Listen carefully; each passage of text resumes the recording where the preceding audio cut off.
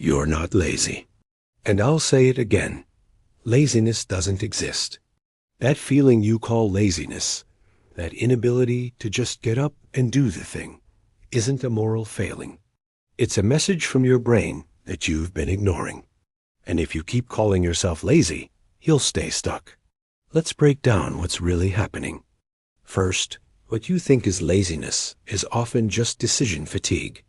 Your brain makes thousands of decisions every single day, from what to wear to how to reply to an email.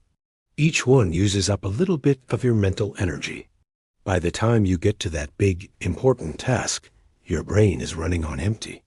This is exactly why you can mindlessly scroll on your phone for hours, but can't bring yourself to start a project. Scrolling takes 0 decisions. Starting a project takes dozens. Your brain isn't being lazy. It's entering a low-power mode to protect itself. It's cognitive protection. You're not avoiding the task. You're avoiding the feeling the task creates. The fear of failure. The fear of being judged. Your brain would much rather let you believe you're lazy than confront those terrifying possibilities. So, you procrastinate. But you're not avoiding the work itself. You're frozen in terror. And here's the trap. Beating yourself up for being lazy just intensifies that fear, which makes you avoid it even more. It's a vicious cycle. Third, think about this. You're never lazy about things you genuinely love to do. You can spend 6 straight hours deep in a hobby, completely losing track of time, but you can't manage 20 minutes of that one work task. That's not a character flaw. Expected to do can feel completely meaningless to us. Fourth, what feels like extreme laziness could actually be your body forcing you to rest. Maybe you've been pushing through fatigue, brain fog, and a general lack of motivation for weeks, or even months. You've been running on fumes. Eventually, your body just says enough and slams on the brakes. It shuts down. Not because you're lazy, but because if it didn't force you to stop, you would drive yourself straight into the ground. This is burnout.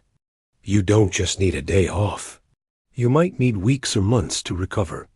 Your nervous system is protecting itself. Calling this laziness is like looking at someone with a broken leg and calling them lazy for not running a marathon. Fifth, that inability to start, that feeling of not caring about things that used to excite you, might be depression you haven't recognized. Executive dysfunction, the difficulty in planning, organizing, and executing tasks, is a core symptom of depression. It's not laziness. It's a sign that your brain isn't producing the neurochemicals required for motivation and action. You can't just discipline your way through a neurochemical imbalance. But our culture gives you a simple, shame-filled label instead: lazy. If this sounds familiar, it's so important to speak with a professional. Sixth, you're not lazy. You're just in the wrong environment. A cluttered desk creates cognitive overwhelm. A noisy, distracting room makes deep focus impossible. A toxic workplace will absolutely drain your motivation dry. We have this idea that pure willpower should overcome our surroundings, but that's not how it works, at least not sustainably. You're trying to win a game that's rigged against you, and then blaming yourself for losing. Change the environment, and you might find your laziness magically disappears. And a final truth, your procrastination could be a form of self-protection from your own perfectionism. Your standards are so impossibly high that the thought of even starting is overwhelming. The logic goes, if I can't do it perfectly, why bother doing it at all?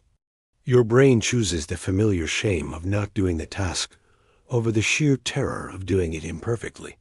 So, the solution isn't to try harder. It's to lower your standards. Give yourself permission to do a bad first draft. The laziness was never about a lack of effort. It was about a fear of not being good enough. So let's stop using the word lazy. It's a dead-end diagnosis. It's not helping. Ask yourself, is it decision fatigue, fear, a value mismatch? Burnout, depression, my environment, or perfectionism? These is a real problem with a real solution. Stop calling yourself lazy and start asking what your brain is truly trying to tell you. Subscribe for more psychology that actually helps you understand yourself. In the comments, let me know, what's one thing you often call yourself lazy about?